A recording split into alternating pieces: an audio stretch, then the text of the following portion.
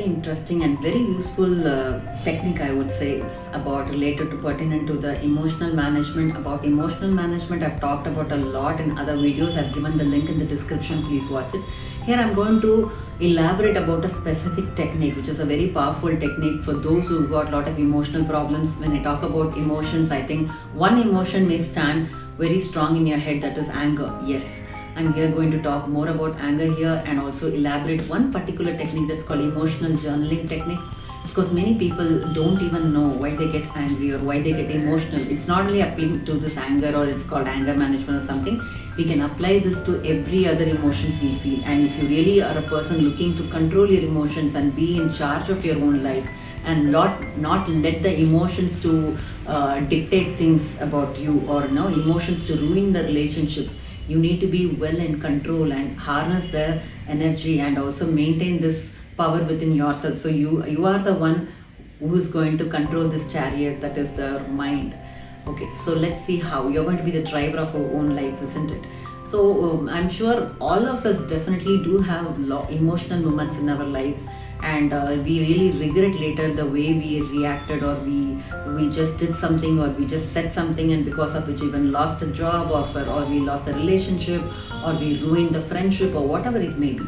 So in such cases, you may be not wanting to repeat the same, but then you end up again and again in the similar situations. And you may always think that, oh, this person is triggering my emotional button, and what do I do? I don't have any power or control over the situation. For those people, I can tell you a very nice technique so that you can definitely have life in your control. That is to just maintain an emotional diary for 2 weeks. That is enough very well. So what is this emotional diary all about? Let me explain it more clearly.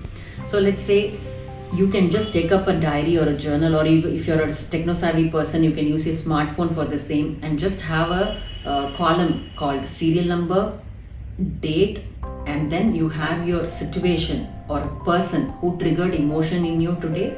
And the next is, what is the emotion you felt? Label the emotion, and then you write in the emotion meter in 1 to 10 scale, what is the intensity of the emotion you felt? And then you write the after the feelings, then you write actions of what you did after that. Okay, so these are the basic things you need to write in the beginning. Later then I will be talking about how you handle the thoughts and all that, which I've already spoken in various videos as well. But this is just going to point into the reasons why you are getting emotional. Only to understand that, like we maintain a diary, when I'm getting fever, if a person, we cannot explain why certain things are happening, we just see, and then we see the pattern and figure out, oh, this is the reason. When we look into the accounts for the past 2 months in the shop, then we know where we lost things. Similarly, when you have an emotional diary, only then you know where things went wrong and how to control it. Okay, so one example I think I should give you so that you can understand what really goes into this diary. Because for those people who are thinking like, what is that and when I should write about this, and how is that I'm going to remember things. For you people, this is a daily journal. So during the bedtime, let's say like 10 minutes before going to the bed, just have this by your bedside. I already told you, smartphone or a paper pencil. So here what you just need to do is, when you're drawing tables like this, which I'm already shown you, so you just have to think about what happened from the morning. Is there any emotional situation you were under? Okay, was there any emotions which was intense? It can be positive, negative, but it's better to only write about the maladaptive emotions or the negative emotions as such. Only that is why that's important that if you really want to figure out even what makes you happy, you're most welcome to write the positive emotions as well. But for people who are finding it difficult to control their emotions, I would suggest that you start writing the negative emotions first.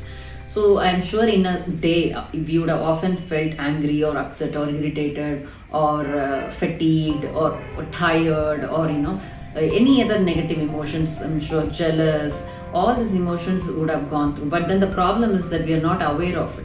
The problem with emotional management is that people are not aware of the emotions. The first step is to be aware of the emotions. So first step is to be aware of the emotions. So how to be aware? For that, I can tell you that when you're going through certain things, you just freeze and see, like, what am I feeling now? What am I thinking now? Okay, how am I feeling now? Is it like, am I feeling negative? Am I feeling grumpy? Or am I feeling frustrated? Am I feeling depressed? So most of the times we are so busy and held up with our everyday chores, we forget to look within and see what we are feeling. and these feelings are getting overwhelmed, then we suppress it, and then we get into a lot of problems, and these suppressed emotions erupt as volcanoes at times and spoils everything around us. So it's very important that we are not robots and we are not machines, so we need to be in touch with our feelings. So just freeze and see your emotions meter, what it says you. Okay, and these are the ways to be in touch with your feelings, and slowly then you will get in touch with yourself and able to even write it in journal.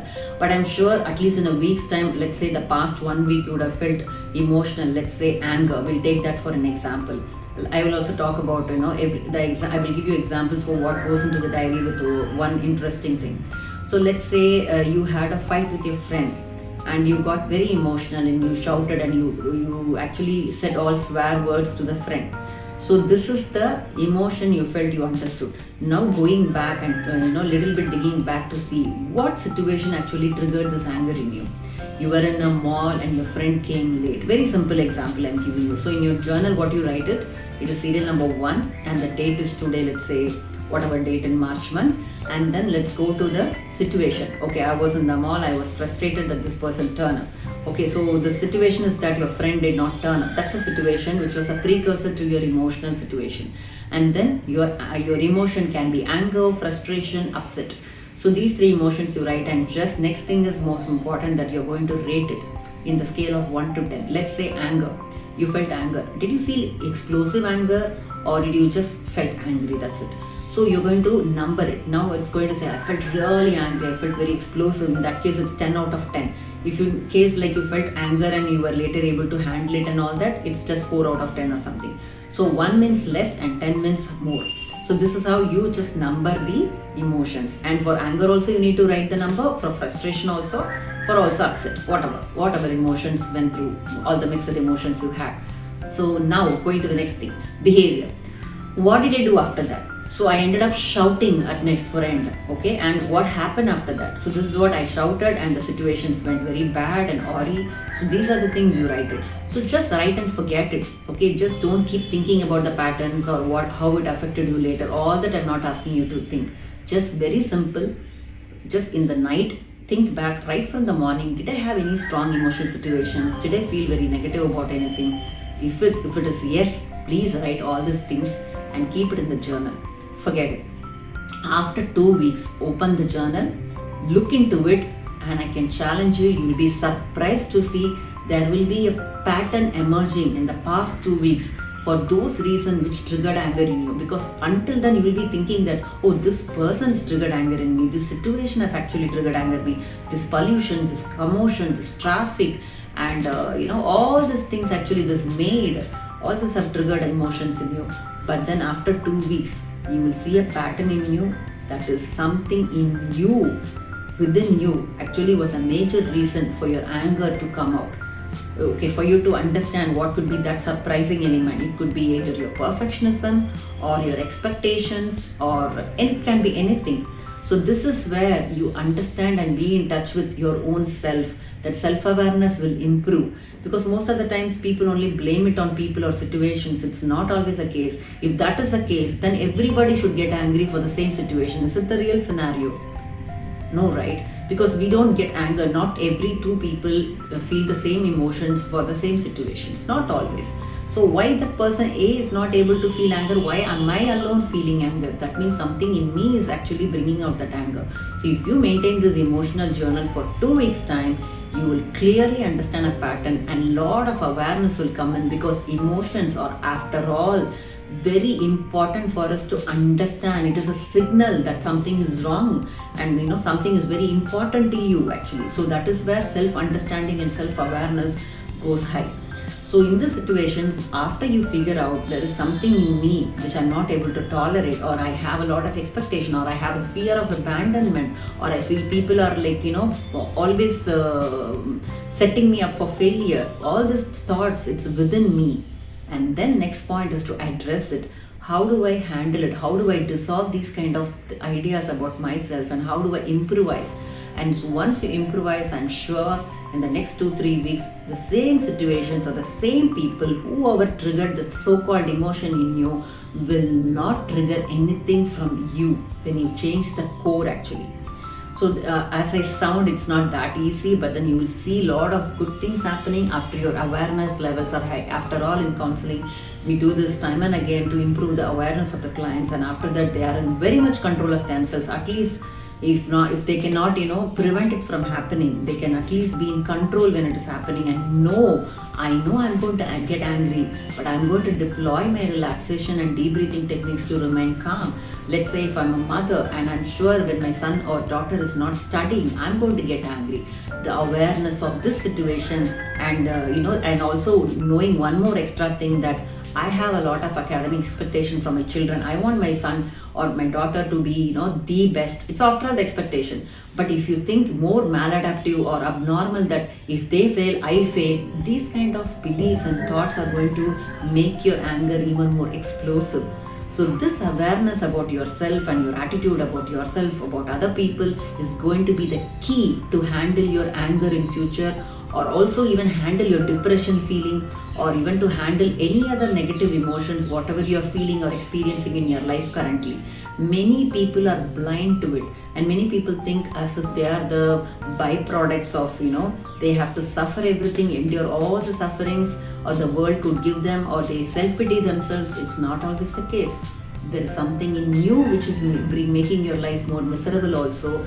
That internal responsibility, when we start taking, we can definitely evolve and become a very better person and have life in our own way possible. And mind is after all something which it should be in your control. We should not let our emotional brain dictate our actions. So for all that, first thing, you just have to start writing an emotional journal. Once you start writing, you can share your experiences in the comments about what amount of discovery you're making about yourself. And just that self-awareness, you need not even make a lot of changes in you. Just that awareness is going to guide your behavior, or in the way how you think in future, so that the way you feel is going to change. So you can all experience this only if you practice what I'm saying. I hope all of you could practice this emotional journal. Please do forward this video to friends and relatives so that all of us can improve, because the first time I came to know about this, I started using it and I really benefited a lot from it. And a lot of self-awareness actually guided me to become a better person and to be, have a better EQ, I should say, emotional quotient, and be more emotionally stable. So I use it everywhere, I should say, even my profession, in my personal life. So please be aware. Don't allow anyone to control you, or don't allow your emotional brain to take you for granted, or don't allow or give the power to other people to just ping the, oh, this is the button, if I press this she's going to cry, if I press this button she's going to be angry. Don't allow anyone to dictate or tell how you should really feel. You should be after all in charge of your life and of your emotions. So please use this emotional journal and share with me how you felt after doing the same. Take care. I'll catch you with another interesting video. Have a nice day. Bye.